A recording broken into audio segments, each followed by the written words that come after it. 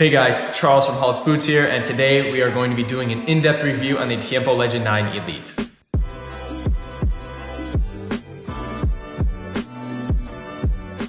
Alright guys, we're gonna go ahead and unbox these Tiempos. So just right away, I really love this color. I don't know how well the camera is gonna pick it up just because it's a really soft pink with like almost like a salmon pink on the inside, as well as some yellow highlights. But I think this is the second best colorway they've made of the Tiempo 9, next to the Montebelluna like made in Italy version. That one probably was my favorite, but this comes really close second. I am a sucker for pink boots, not necessarily like bright pink, but something that's just subtle like this just looks really, really nice. So the Tiempo 7 and Tiempo 8 shared the same sole plate, and for the Tiempo 9 they decided to go with a different one. I don't think it's too much of a difference or too big of a deal. However, it is just a nice, fairly neutral sole plate. It does have blades in the back, but they're not really aggressive blades, and it just has conical studs up here with like a slight chevron toe pick and just kind of a flat like midfoot toe pick, or not toe pick, but stud. And overall, this is a sole plate that, you know, is okay for turf, probably meant for grass, but you know, with these conical studs up here, you should be fine. Just kind of getting some more detail of the boots. This is kind of the new Tiempo logo. It's been on the back of every Tiempo 9 and every like takedown model up to the Elite version, including indoors and like the turf versions, have this kind of logo right here. You know, nothing on the inside. What I thought was kind of weird about the Tiempo 9 was that it has no ACC. And ACC is something we saw on all Nike boots the last like 8-9 years. And for them to just kind of get rid of it on this boot, it doesn't really make sense, but I'm not really complaining either. If we're gonna take a look real quick at the rest of the box here, just kind of unbox the second one. It does come with a bag. All Elite Nike boots come with a bag. This is just kind of a nice yellow, which is really what's on the inside of the insole here is what this is matching with, kind of that salmon pink for the drawstring. So nothing super crazy, but you know, it is just nice to get that bag. I'd never really cared that much for them, nor do I really use them. I actually have a pile of them that's just kind of sitting there that I probably should do something with, but you know, still it is nice to get them. And with the Tiempo 9, one thing that was kind of highlighted with these is it just kind of has this extra like foam padding here. And it doesn't really add or take away to the boot. It is a leather upper, but then you have this kind of just like padding here.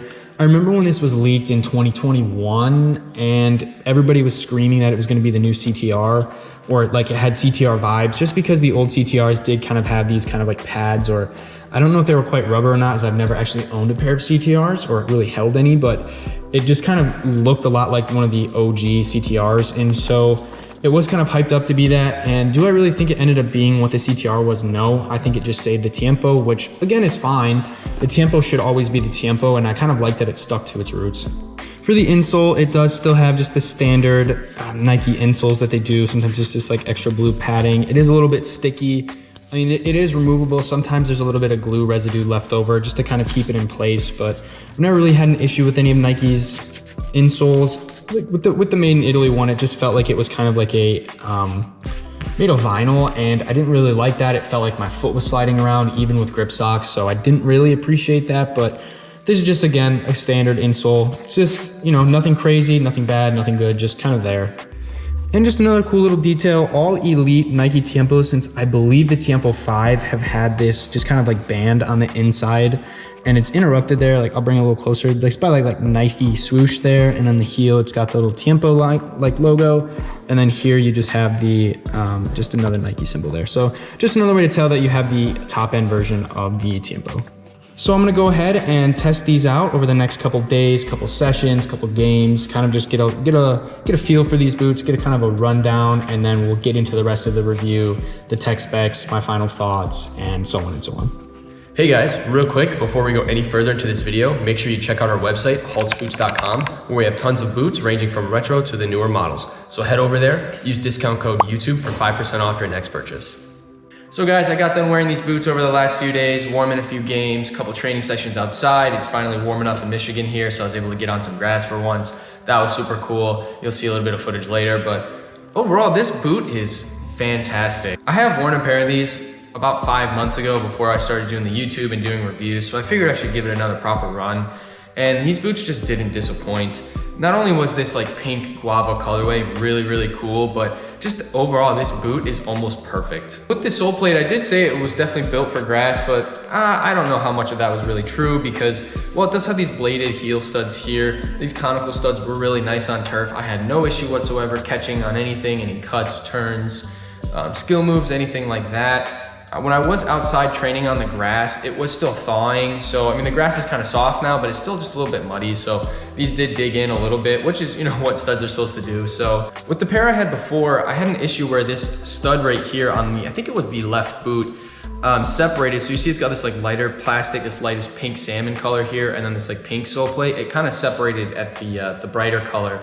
And it kind of just like popped off like that. So I ended up just pulling it off all the way. I was gonna try to get a Nike voucher for it, but I figured it's not a big deal. So I didn't end up doing that, but no issues with this. So I think maybe that was just a one-off with that boot. And unfortunately, just because I played on the grass and a little bit of dirt, mud, played on turf, these are really light boots in terms of coloring, so they got dirty. I might give them a little wash before I put them up in storage or whatnot, but I did get some compliments, and like I said before, and I'll probably say again later, this is definitely one of my favorite colors, and it's just really nice. In terms of the padding on the boot, I didn't really notice it when I was playing. Maybe it helped soften the touch a little bit, but I mean, just because it's mostly a leather upper on top of this padding, it was comfortable. I did feel like I had a good touch. Did the padding really contribute to that? Maybe not so much. I do think it kind of looks cool instead of just having, you know, just a flat leather instep here and on the toe box here that, you know, you have a little bit of like pop out. It's got a little bit of like grip to it. So, you know, maybe you can use it to get a little bit more whippage or something on your boots. But I mean, overall, it was just kind of there, I would say. It just kind of existed with the boot instead of helping or being negative. So yeah, nothing really standout-ish there. And speaking about the rest of the upper, this leather again is just something to write home about. It's super, super soft. It's super plush. It looks like it's cracking here if you can see that, but that's just like the buildup of like turf residue and whatnot and a little bit of dirt. But it's still held together really well, really, really plush. I mean, with the foam added in there, you know, it doesn't really get much better than that in terms of leather. So in terms of the tongue, it's just a one-piece upper. You know, you have your outer layer of leather here, and then you have this like knit mesh material here, and I don't have any complaints. I do find myself wearing a few boots lately that I've tested to have a tongue, and I've almost been enjoying going back to having a tongue again versus all these one-piece upper boots. It's not negative, it's just kind of a personal preference, even though sometimes the tongue slides with my wide feet, but still having a one-piece upper, it is knit, it is super comfortable. You still have a very good connection on the ball whenever you're hitting a pass, striking the ball, hitting a long ball. So it's not really negative.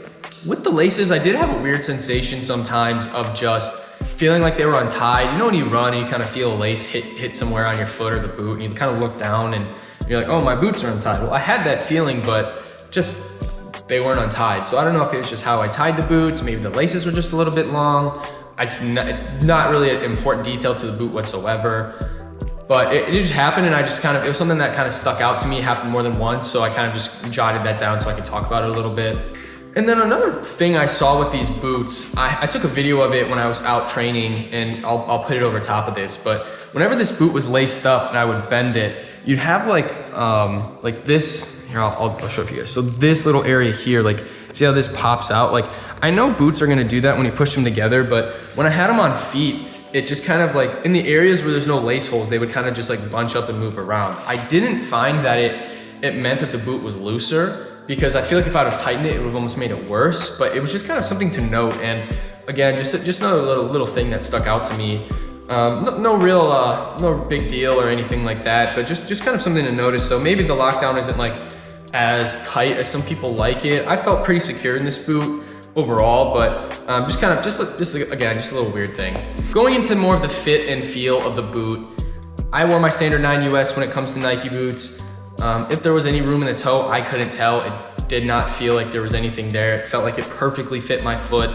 Yeah, so I mean, this boot really just fit me great. There was no issues with the sides of my feet, you know, for the width. The toe box felt good, so my toes weren't punched together. My arch didn't hurt, no blisters on my heel. Like, this boot is pretty good when it comes to fit and just comfort. And if you're someone who has wide feet, I suggest really trying out the Tiempo 9, because this boot was just perfect for me. I know I said that I've been liking, you know, tongues lately, and I mentioned that this wasn't an issue, but really this one-piece upper wasn't a problem either. Like, your foot kind of just slides in, you just kind of lock it in with the laces. You might be able to get away with playing with no laces with the Tiempo, but to be honest, I wouldn't suggest it just because there's no internal like support system. Like there's no real structure up here when it comes to like a lot of laceless boots will have a bit more structure. So you definitely need the laces for the lockdown, but yeah, I mean, just solid. Out of all the Tiempos I've worn, I would say the Tiempo 9 comes in second place. You know, there's 9 generations of Tiempo now, and I've worn most of them besides I think the 7 and then 1 through 3. So for me, I would go the Tiempo 4 is the best,